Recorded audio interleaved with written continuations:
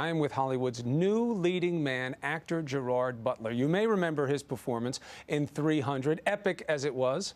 I would say there he is, looking in pretty decent shape. Now he's taken on a totally different role in one of the summer's hottest romantic comedies. It's called The Ugly Truth. He plays somewhat of a shock jock who thinks he knows everything about relationships, but finds out he's got a lot to learn, like most men. Mr. Butler, nice to have you here this morning. Nice to be here. Thank you. So, looking at your past, do you miss the law career that you had before you got into this? No, not really. I every now and again I have a. I would phrase it as a nightmare that I'm back in the office. But I got to say, I have no regrets about wherever I've been in my life. I mean, I had to do that to be here. I think if I'd started as an actor at, 16 years old, I wouldn't be here now.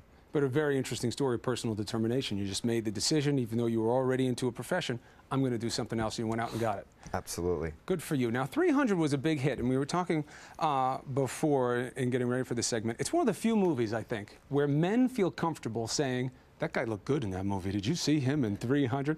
Did you build up a male fan base, do you think, after 300? Yeah, yeah, I did. Yes. Yeah, loads of them all over the world. No, I mean, I've run into people with tattoos of me on their chest and down their arm, and like this one here. Yeah. That was good, actually. That was a nice job. No, I did. I mean, it was always my thing in the movie was I thought if I can impress the stunt guys, who to me are like the most macho, masculine guys you can get, if they didn't see me as an actor, but as a guy, a man, leading them, then I knew that would work for the movie. And a great testament to the acting is obviously the switch you've made into romantic comedy with The Ugly Truth here. Is the character role, do you like one more than the other? Playing, the king of Sparta versus playing the, this guy who's, let's say, confused? I don't think he's that confused. I think he's pretty outspoken, and he's a little too certain about his ideology about sex and relationships. All I know is I had a lot of fun playing this role. I mean, 300, there'll never be an experience like it, but to step into a comedy like this and be able to take on such an outrageous character. It's a great play of a relationship play with you and Katherine Heigl. Let's take a look at the movie. This is The Ugly Truth. It opens tomorrow. Take a look. What the hell are you doing? I'm saving you. He was blowing you off. He wasn't blowing me off. He'll be expecting you to call him, and when you don't, he'll call back. How do you know? Because I know how men operate. If you want it to work out with this guy, then you'll listen to me, and you'll do exactly as I say. You've probably already done irreparable damage with your psycho-aggressive control freak phone call. It might even be too late. And if you do salvage the situation, you'll never be more than Abby, his desperate neighbor. I'm not desperate. Did you think I sounded desperate? Now, what do you think would happen if that actually was done on a morning show? That's what you do.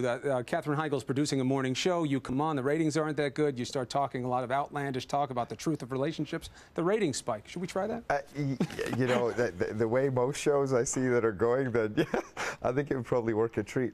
I think that nowadays, whether it's TV shows or reality television, it's always pushing the boundaries. And I wouldn't be surprised if Mike Chadwick came on and people, you know what? I think it would get a mixed reaction. Now, to be clear, you do not ascribe to the views of Mr. Chadwick in the movie, right? Just for when people see the movie. A little bit. No. Trying to help you here? No, not at all. I mean, I think there's similar traits to the personality. I'm definitely a little irreverent in my behaviour, but I don't accord to those views. I certainly don't sell them as my wares. And you wind up making someone who comes off course in the beginning seem lovable by the end of the movie. It's a very sweet tale. Well, that's always my purpose. If you can make a rogue lovable, then you've done your job. Well, safe to say, I think you succeeded. Gerard Butler, a pleasure.